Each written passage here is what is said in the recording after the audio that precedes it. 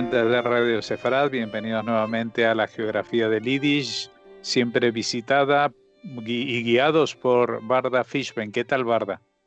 Hola Jorge, hola a los oyentes de Radio Sefarad. Bueno, hoy vamos a hablar de una ciudad, una pequeñísima localidad polaca llamada en Yiddish o pronunciada en Yiddish Tushuf, ¿no? ¿Qué nos puedes contar de ella? Bueno, es una ciudad que está situada en el distrito de Tarnów, en Polonia, a unos 100 kilómetros de Cracovia y a casi 80 de la frontera eslovaca.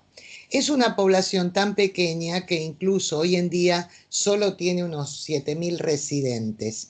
Si la comparamos con otras localidades polacas, la presencia judía en Tushuf es bastante tardía.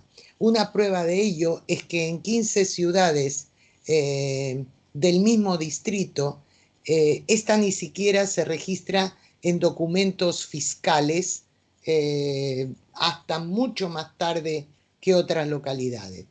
Hay menciones acerca de una comunidad integrada por 5 familias, unas 20 personas, hacia 1765, pero que acudían a los servicios y dependían de todo lo que supusiera para la vida judía de la Keilah de Tarnów.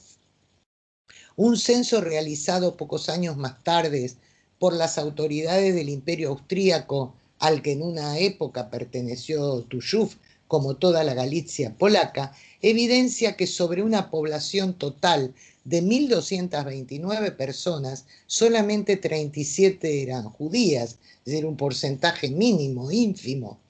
Eso también indica que era una de aquellas localidades donde no se podían establecer libremente los judíos, idea que se ve reforzada por un permiso oficial concedido para ello, fechado recién en el año 1854, casi 2 siglos después. A partir de entonces, la comunidad comenzó a crecer en número de integrantes y en actividades. Los judíos de la ciudad eran muy pobres, razón por la cual en el año 1895, o sea, a finales del siglo XIX, pidieron ayuda al Parlamento de Galicia para poder adquirir un terreno que les sirviera para edificar una sinagoga. 2 años más tarde, al fundarse una rama de Ahavat Zion en Tarnów, se decidió situar la sede en Tushuf, de modo que la Keilah local seguía relacionada en muchos aspectos con la de Tarnów, aunque ya era independiente.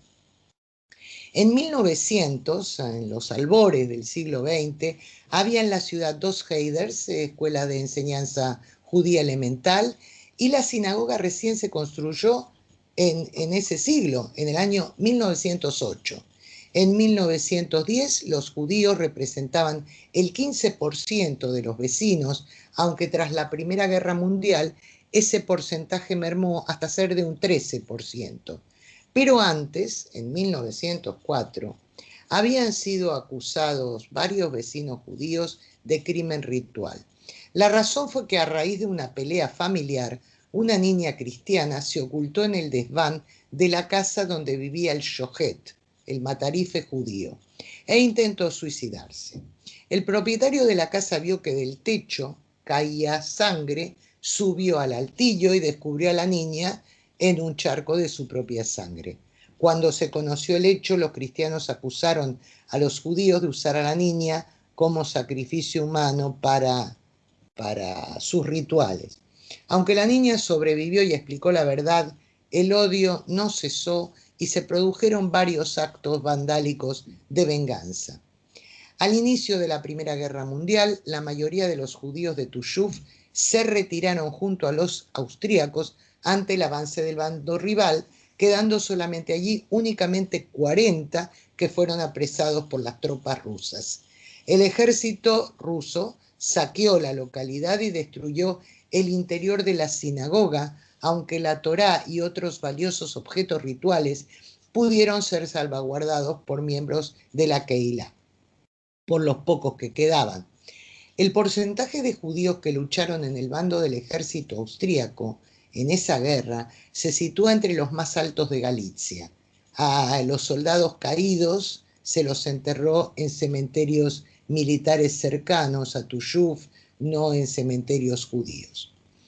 Entre las dos guerras, la situación económica de los judíos de Tuyuf siguió siendo muy difícil como siempre, aun apenas si podía la Kehilá pagar el sueldo del rabino.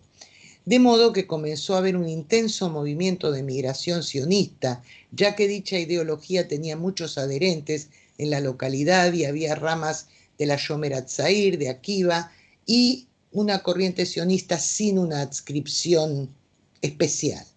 Los sionistas tenían una biblioteca con sala de lectura en el pueblo, que también cumplía funciones de centro cultural para otras actividades como música o teatro.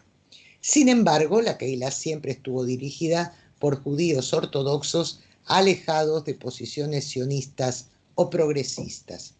Aunque en su mayor parte los judíos a lo largo de la historia local se ganaron la vida sobre todo con el comercio y los oficios, también había algunos intelectuales y profesionales como médicos y abogados. Y aunque muy pocos, algunos también eran propietarios de empresa. Según los registros, 4 personas de la Kehilá dispusieron de certificados de la Cámara de Industria y Comercio de Cracovia entre los años 1918 y 1939, es decir, en la época de entreguerras. Aunque en el shtetl se celebraban servicios de Shabbat y se conmemoraban las fiestas del calendario judío, para las grandes celebraciones solían acudir a localidades cercanas donde las comunidades eran más desarrolladas y con un mayor número de miembros. Al inicio de la Segunda Guerra Mundial, muchos judíos intentaron huir y refugiarse en el este, pero los alemanes los interceptaron, cortando las carreteras, y una gran parte se vio obligada a regresar a Shtetl. Allí se encontraron con que los nazis habían incendiado la sinagoga y asesinado a grupos de judíos. Los soldados les infligieron las típicas humillaciones, como cortarles la barba a los ortodoxos, y también establecieron la obligación de trabajos forzados, a la vez que saqueaban viviendas y comercios judíos. A los 2 meses de iniciada la invasión a Polonia, o sea, inmediatamente en diciembre de 1939, reunieron a todos los judíos de 13 años de edad en adelante en la escuela de Tuyuf, bajo la amenaza de que quienes no se presentaran serían fusilados. Seleccionaron a 15 de los reunidos y se los llevaron. Un tiempo después, un campesino encontró sus cadáveres en un bosque cercano. La Kehilá pagó una cuantiosa suma para sobornar a los nazis e identificar los cadáveres que en efecto eran judíos de Tuyuf, y los enterraron en el cementerio del pueblo. Ese día se impidió que los judíos salieran de sus casas con el fin de evitar que asistieran al funeral, de modo que solo estuvieron presentes los miembros de la Hebra Kadishá, la sociedad de enterramientos. Un año después, los alemanes hicieron una redada en una casa particular situada a espaldas de la sinagoga incendiada, donde un grupo de judíos se había reunido a rezar. Asesinaron a todos ellos y no se ha hallado hasta hoy el lugar donde se los enterró. Algunas fuentes sostienen que fueron enterrados en el patio de esa misma casa, y otras que se los llevaron al cementerio local. Pero el cementerio también fue destruido después. En el verano de 1942 se estableció un gueto en la localidad, donde fueron confinados no solamente los vecinos judíos, sino también otros de la cercana localidad de Riglice. Más tarde se los trasladó a todos al campo de exterminio de Belzec. En noviembre del mismo año, el comandante en jefe de las SS, al mando en la zona, liquidó los guetos de varias ciudades, entre ellos el de Tuyuf. Todos los encerrados fueron deportados a Belzec, salvo un pequeño grupo como aquellos que los nazis solían designar para limpiar los lugares donde antes habían sido emplazados estos guetos, y a los que una vez cumplida esa labor también asesinaban. Tras la guerra no volvió a haber comunidad judía en Tuyuf.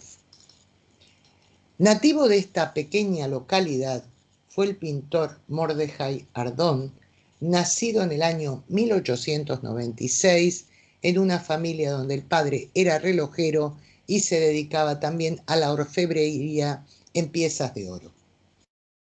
El artista realizó estudios en la escuela Bauhaus entre los años 1921 y 1925 y entre otros maestros estuvo bajo la tutela de artistas tan significativos de las vanguardias del siglo XX como Vasily Kandinsky o Paul Klee.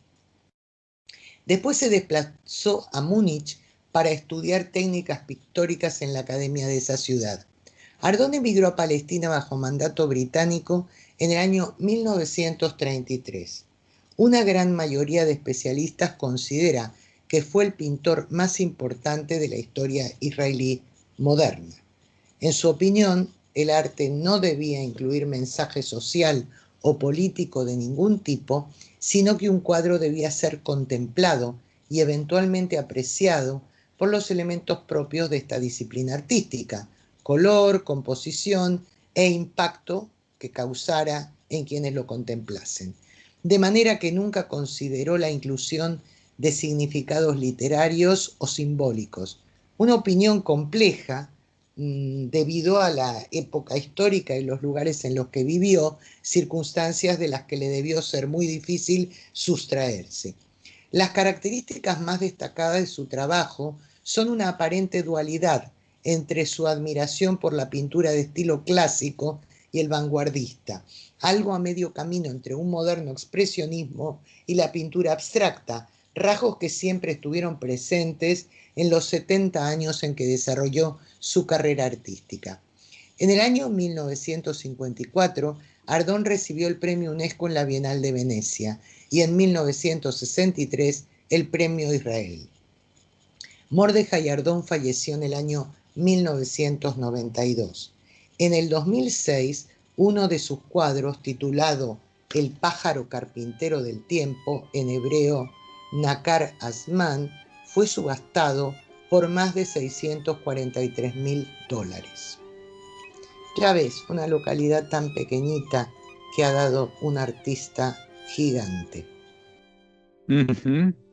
Bueno, como gigante va a ser esta colección de sitios que estamos acaparando en esta sección de la geografía del Yiddish y que cada 2 semanas nos vas ampliando. Muchas gracias, Barda Fishbein, y hasta la próxima. Hasta la próxima, Jorge.